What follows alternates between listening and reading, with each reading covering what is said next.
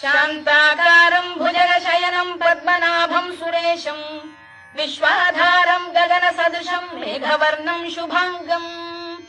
लक्ष्मीकान्तम् कमलनयनम् योगिधृध्यानगम्यम्